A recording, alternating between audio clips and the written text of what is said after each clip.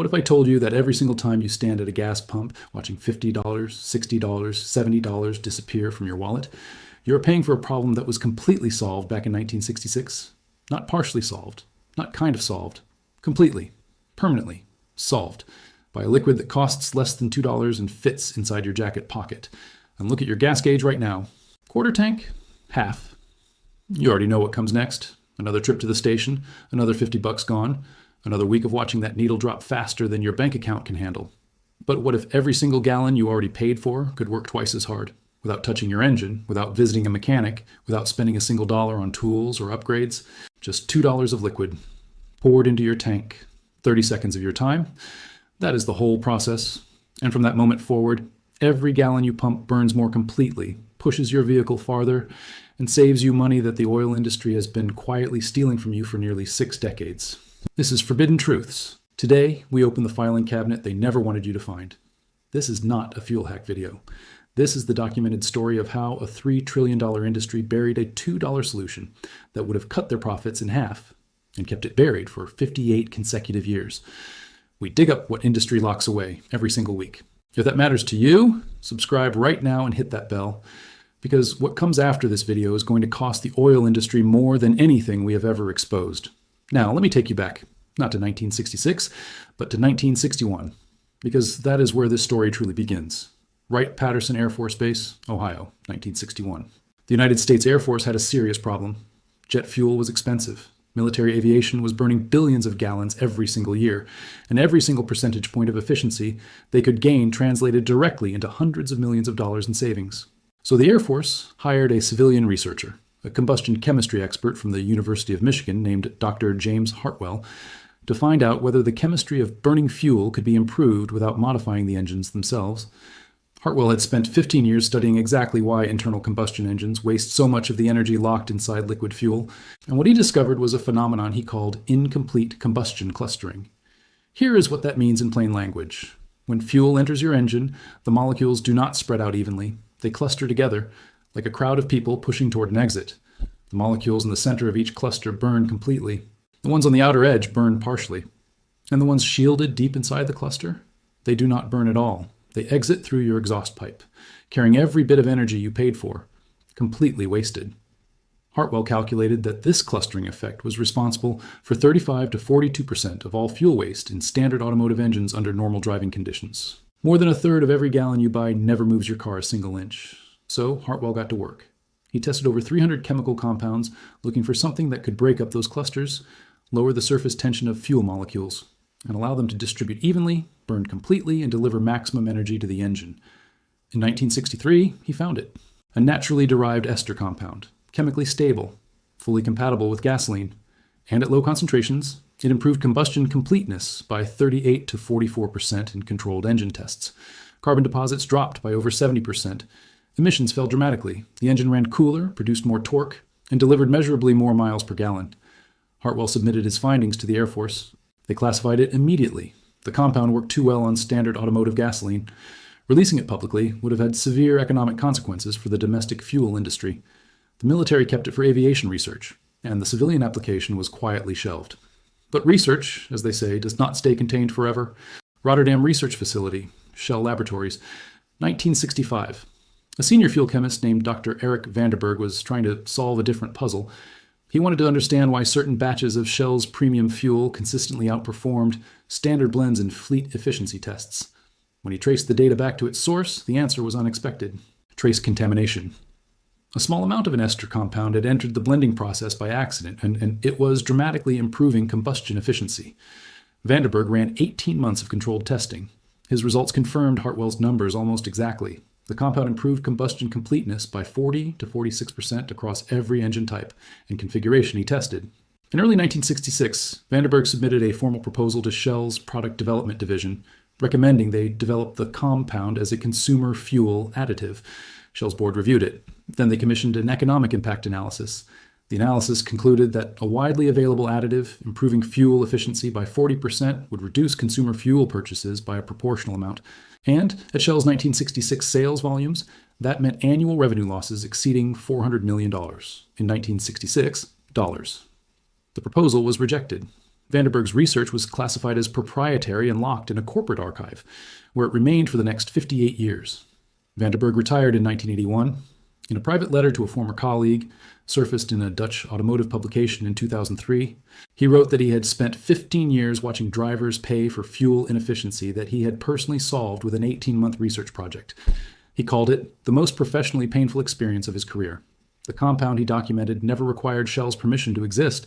It has been sitting in hardware stores across America this entire time, priced at $2, waiting for the day drivers finally found out about it.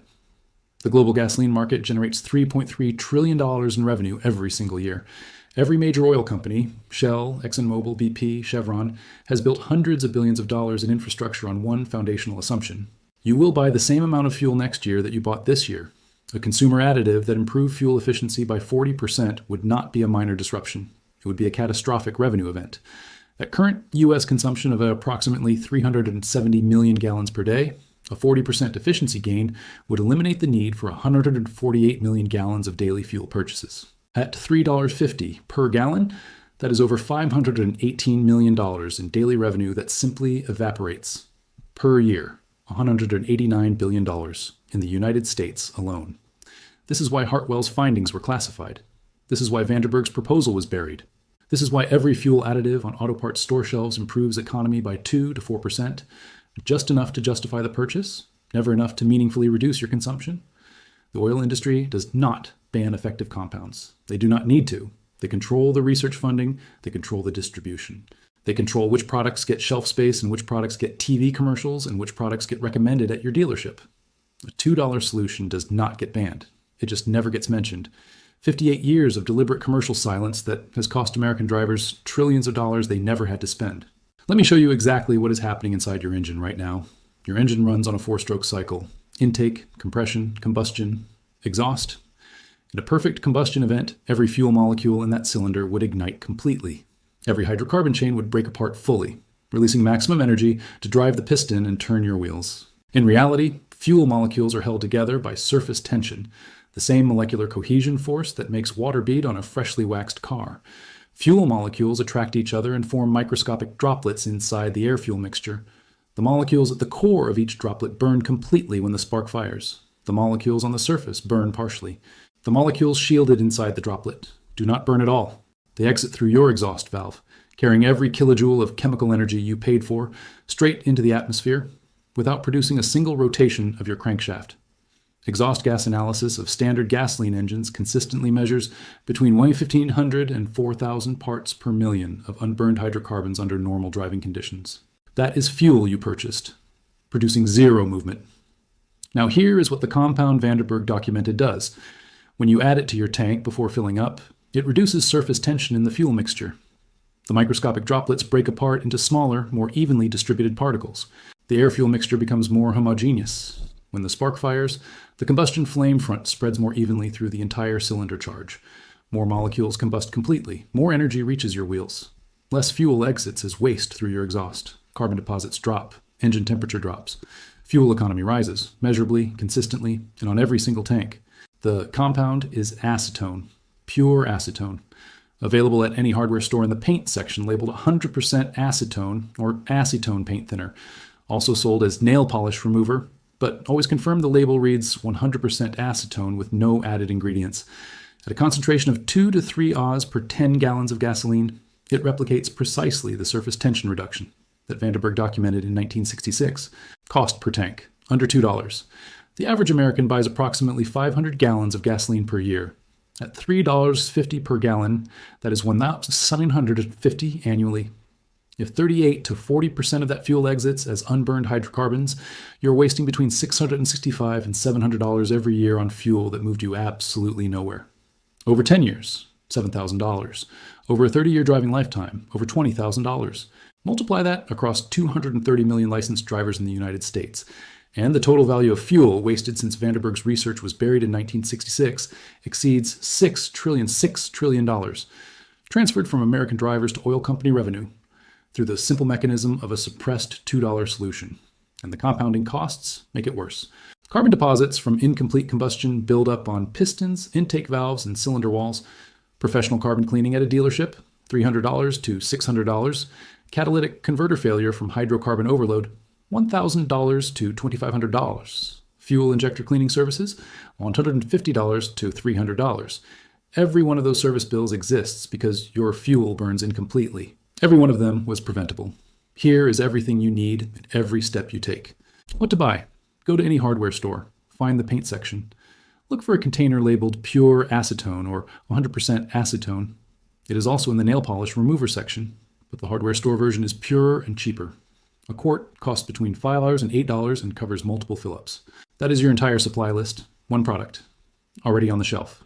Step 1. Before you fill up, open your fuel cap and add the measured acetone directly into your tank. The correct ratio is 2 Oz of acetone per 10 gallons of gasoline. 15-gallon tank, add 3 Oz, 20-gallon tank, add 4 Oz. A standard shot glass holds approximately 1.5 Oz. 2 slightly full shot glasses per 10 gallons is a reliable field measurement. Step 2, fill your tank immediately after. The incoming fuel mixes the acetone evenly throughout the tank during filling. Step 3, drive normally, no engine modifications, no habit changes. The acetone works during normal combustion. Step 4, repeat every fill-up. The carbon cleaning effect builds progressively over multiple tanks. High-mileage vehicles typically see the largest gains after 3 to 4 consecutive treated tanks as accumulated carbon deposits, clear from intake valves and piston surfaces. Strict adherence to the 2 Oz per 10-gallon ratio is essential. Below this concentration, minimal effect. Above 3 Oz per 10 gallons, acetone can soften certain rubber fuel system components in vehicles manufactured before 1988. For vehicles older than 1988, start with 1 Oz per 10 gallons for the first 2 tanks, then move to full concentration. For all vehicles manufactured after 1990, standard fuel system components are fully compatible at this concentration. Never use nail polish remover with added ingredients. Moisturizers and fragrances interfere with the surface tension mechanism and may leave residue in your fuel system. Hardware store paint thinner labeled 100% acetone is always the correct product. Safety. Acetone is highly flammable. Handle it at the pump with your engine off. No smoking. Standard fuel handling precautions apply. Store in the original container, away from heat and open flame. In 1963, a U.S. Air Force researcher proved that fuel combustion efficiency could be improved by 40% with a compound costing pennies per application. The military classified it. In 1966, a Shell chemist independently confirmed the exact same finding and recommended it be developed for consumers. Shell buried it. For the 58 years between that filing cabinet and this video, every driver in America continued paying for fuel that burned at 60% efficiency, continued watching the pump spin past $50, $60, $70, continued paying for carbon cleanings, catalytic converters, and injector services, all because the combustion problem was never solved at the source. The compound Vandenberg documented in 1966 has not changed.